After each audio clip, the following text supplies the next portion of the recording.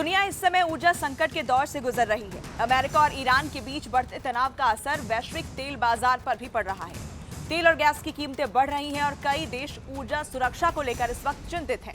लेकिन इस संकट के समय भी एक दिलचस्प तस्वीर सामने आई है। भारत खुद तेल के दबाव से जूझ रहा है, फिर भी अपने पड़ोसी देशों बांग्लादेश, नेपाल और श्रीलंका को लगातार ईंधन की सप्लाई कर रहा है। तो सवाल ये उठता है कि क्या ये सिर्फ मदद है या इसके पीछे कोई बड़ी रणनीति है। दरअसल इसके पीछे है प्रधानमंत्री नरेंद्र मोदी की 5S रणनीति और साथ ही भारत की नेबरहुड फर्स्ट पॉलिसी।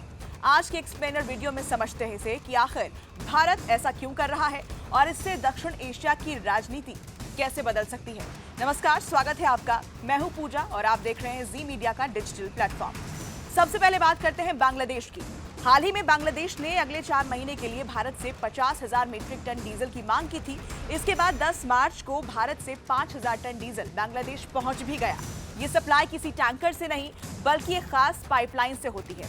2023 में भारत और बांग्लादेश ने मिलकर इंडिया बांग्लादेश फ्रेंडशिप पाइपलाइन की शुरुआत की थी। इसके जरिए असम के नुमालीगढ़ रिफाइनरी से हाई स्पीड डीजल सीधे बांग्लादेश के पार्वतीपुरी डिपो तक पहुंचता है।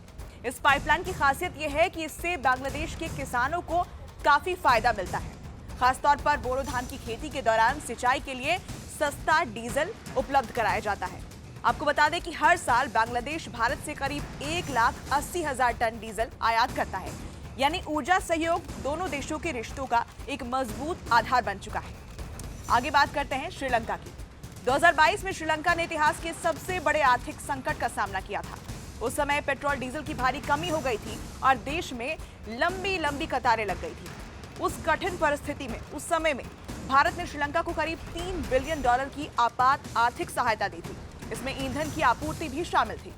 और इतना ही नहीं, भारत और श्रीलंका मिलकर त्रिंकोमाली ऑयल टैंक फॉर्म को भी विकसित कर रहे हैं। दरअसल ये जो प्रोजेक्ट है श्रीलंका की ऊर्जा सुरक्षा को मजबूत करने के लिए एक रणनीतिक तेल भंडार के रूप में काम करेगा। इसके अलावा हाल ही में चक्रवात के बाद भारत ने श्रीलंका को $450 मिलियन की पुनर्निर्माण सहायता भी दी। अब आते हैं नेपाल पर। नेपाल की स्थिति और भी ज्यादा खास है क्योंकि उसकी 100% तेल की जरूरतें भारत से पूरी होती हैं। पेट्रोल, डीजल और यहाँ तक कि एविएशन टर्बाइन फ्यूल भी भारत से ही जाता है। इस सप्लाई को आसान बनाने के लिए भारत और नेपाल के बीच मोतिहारी अमलेखगंज पेट्रोलियम पाइपलाइन बनाई गई है। ये दक्षिण एशिया की पहली क्रॉस बॉर्डर पेट्रोलियम पाइपलाइन मानी जाती है। इसके अलावा अब चितवन तक पाइपलाइन बढ़ाने और सिलीगुड़ी से झापा तक नई पाइपलाइन बनाने की योजना भी चल रही है। और देखिए, दिलचस्प बात यह है कि भारत के कुल ईंधन निर्यात का लगभग 28% हिस्सा नेपाल को जाता है। अब सवाल आता है कि भारत आखिर ऐसा क्यों कर रहा है। इसका जवाब है प्रधानमंत्री नरेंद्र मोदी की 5S रणनीति, जो नेबरहुड फर्स्ट पॉलिसी का एक अहम हिस्सा है। इस रणनीति के 5 स्तंभ हैं। पहला है सम्मान, यानी पड़ोसी देशों को बराबरी के साथ देखना।